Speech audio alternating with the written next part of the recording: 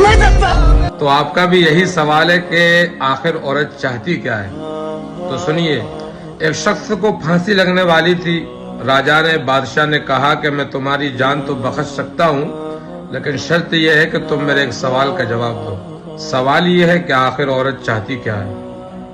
तो वो इंसान बहुत घूमा, बहुत भटका इस सवाल के जवाब के लिए।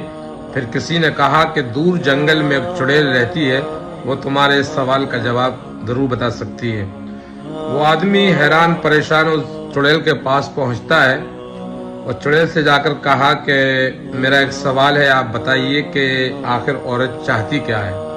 तो उस चुड़ैल ने कहा कि मैं तुम्हारे सवाल का जवाब तो दे सकती हूँ, लेकिन शर्त यह है कि तुम्हें मुझसे शादी करना पड़ेगा। तो वो बेचारा ना चाहते हुए भी शादी के लिए तैयार हो गया। चुड़ैल ने कहा, जब तुमने मेरी बात मान ही ली है तो अब मैंने फैसला कर लिया है कि 12 घंटे में चुड़ैल बनकर रहूंगी और 12 घंटे परी बनकर रहूंगी। तो अब तुम ये बताओ कि रात में परी बनूं या दिन में परी बनूं।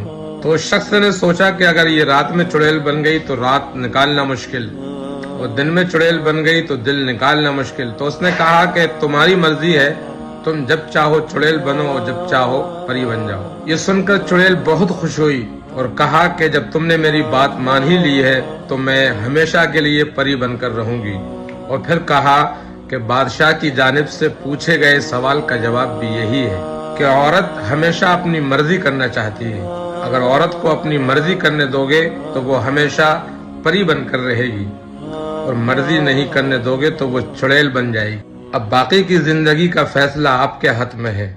आपको किसके साथ जिंदगी गुजारना है, चुड़ैल के साथ या फिर परी के साथ।